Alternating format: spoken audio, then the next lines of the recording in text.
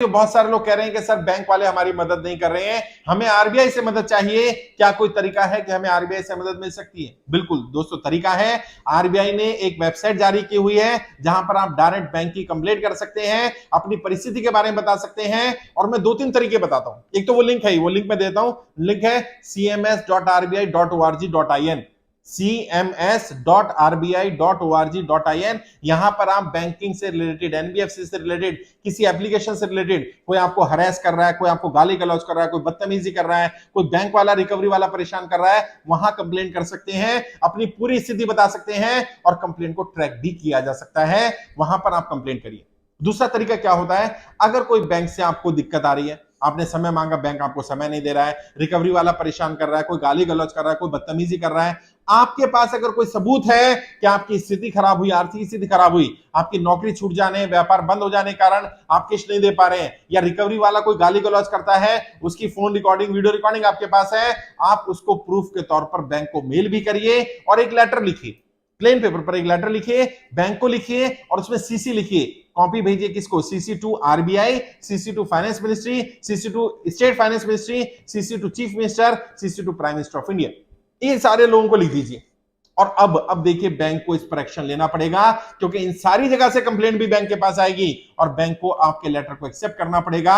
और अगर bank letter accept नहीं करता है तो एक और लेटर लिखिए इन सारी जगह पर, और इनके एड्रेस इंटरनेट पर मिल जाएंगे। इंटरनेट से सर्च करिए, वित्त मंत्री भारत सरकार का एड्रेस मिल जाएगा, प्राइम मिनिस्टर ऑफ इंडिया का एड्रेस मिल जाएगा, आपको अपने स्टेट के वित्त मंत्री का एड्रेस मिल जाएगा, चीफ मिनिस्टर का एड्रेस मिल जाएगा, आरबीआई का एड्रेस मिल जाएगा। यहां 5 जगह स्पीड पोस्ट कर दीजिए, प्रूफ रखिए अपने पास। आपने कर्जा मुक्ति अभियान का फॉर्म भरा होगा, अगर फॉर्म नहीं भरा तो फॉर्म भर दीजिए।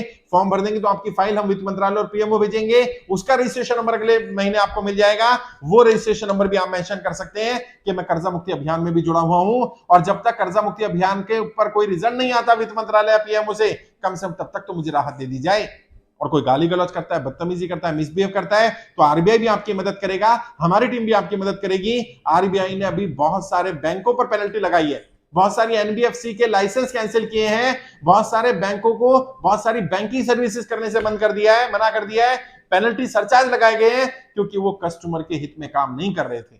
आरबीआई का सारा अध्ययन इस बात पर है कि कस्टमर सेटिस्फेक्शन होना चाहिए, और as a consumer, as a customer, आपके अधिकार हैं। बैंक वाले आपको हरेस नहीं कर सकते, आपके साथ गाली गलौज, बदतमीजी, मिसबिहेव नहीं किया जा सकता। और यदि कोई बैंक का व्यक्ति रिकवरी के नाम पर, बैंकिंग के नाम पर, किस्त लेने के नाम पर, या किसी भी तरह से आपको हरेस करता है, मानसिक रूप से, शारीरिक रूप से प्रताड़ित करता है, ये एक ऑफेंस बनेगा।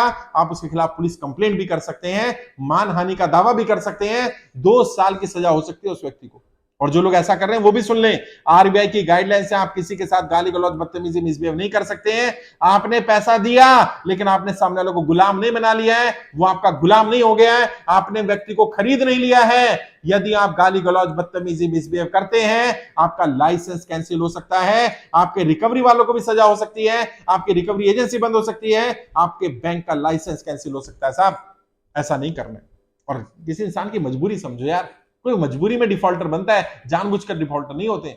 99% लोग जिनसे मैं मिल रहा हूं ना, वो विलफुल डिफॉल्टर नहीं है, वो मजबूरी में डिफॉल्ट हुए। उनका नोटबंदी के कारण, जीएसटी कारण, लॉकडाउन के कारण व्यापार ही बंद हो गया।